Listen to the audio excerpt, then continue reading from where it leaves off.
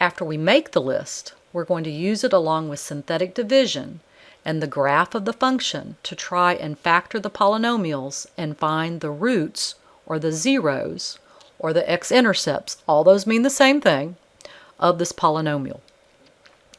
So you'll be given a graph, you'll be given the function. We need to follow the directions. After making a list, so I'm going to first of all make my list of possibilities. I know when I look at this graph, it looks like it crosses at 1, at -2, and somewhere between 0 and -1. So that graph is going to help me narrow down my list. But the first thing I need to do is make my list. Okay, so P is my constant term, which is -4. And those factors are 1 times 4 and 2 times 2. And again, plus or minus of all of those. Q is my leading term, which is 3. And those factors are 1 and 3. And again, that's not my list. I have to divide. So I have 1 divided by 1 and 1 divided by 3. 4 divided by 1, 4 divided by 3. 2 divided by 1 and 2 divided by 3. And remember, that's plus or minus. Now it says after making the list, we can use it along with synthetic division to and the graph to try to factor this polynomial. And you're saying, well, you know, maybe I could have just factored this to begin with, maybe by a grouping method or some method you do know. You can try, but it just doesn't factor by the traditional methods. So let's dive in. So you want to look at your list and you want to look at the graph and see if you have anything that matches. Well, I think 1 and it's on my list. I think -2 and it's on my list. And then somewhere between 0 and -1. Well, I actually do have something between 0 and -1. I have a -1/3 and a -2/3. But I'm going to try the integers or the whole numbers first because that seems a little bit easier. Okay, so I think 1 is a 0. And remember, if I do synthetic division and get a remainder of 0, that would confirm that 1 is indeed a root or an x-intercept of this polynomial. All right, so I'm going to take 1 and I'm going to do my synthetic division, checking out, do I need any placeholders? I do not. And now remember, if I'm right, my remainder would be 0. And it is. Okay, so x equals to 1 is indeed a 0 of the polynomial.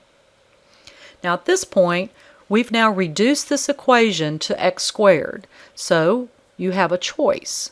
You could just take 3x squared plus 8x plus 4 equal to 0 and try to factor it or use the quadratic formula. So let's see. I think it might factor.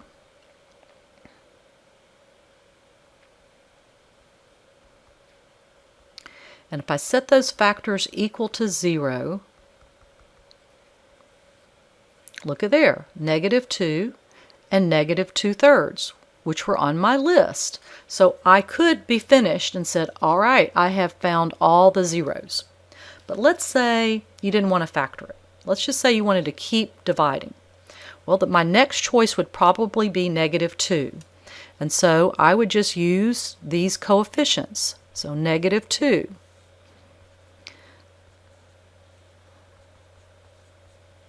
Okay, so remember, this was x cubed, this is x squared, so this is 3x plus 2 equal to 0, just like that, and we'd have -2/3. So synthetic division, remember, is also another way to factor, and that is exactly what we have done. We have factored it, we know all the 3 factors. If I were to factor this, it would be x minus 1 times x plus 2 times, let's see, I've got 3x plus 2 equal to 0. But that's not what I was really asked to do. I was asked to find the zeros. I factored it in a method of using synthetic division. Okay, here's my next example. Again, we need to make the list. So P is 3, and those factors are plus or minus 1 and 3.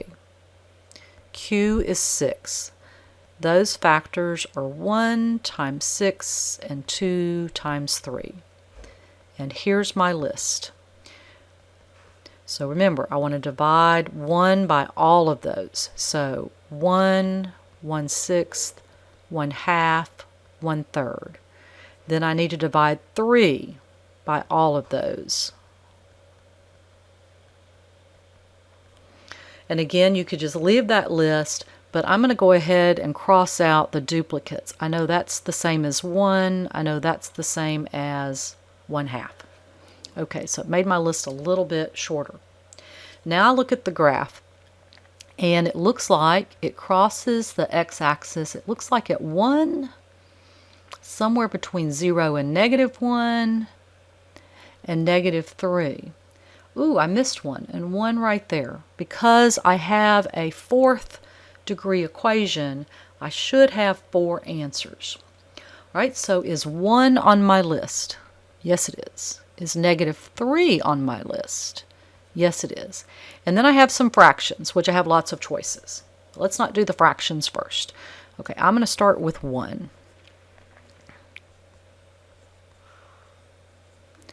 If I'm right, remember, I will get 0.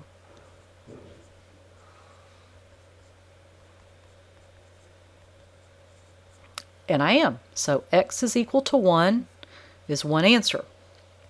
Well, I think -3, so let's try that. Remember, once you get a 0, you're just going to use the reduced equation to do your division.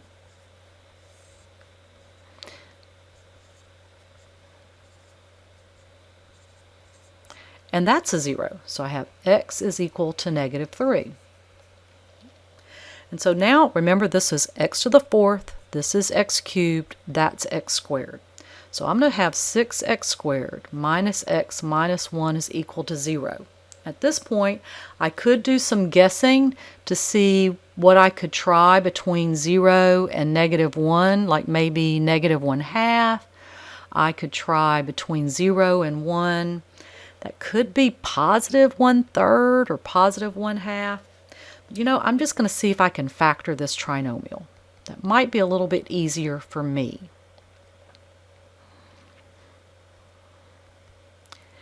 And set each factor equal to 0 and solve.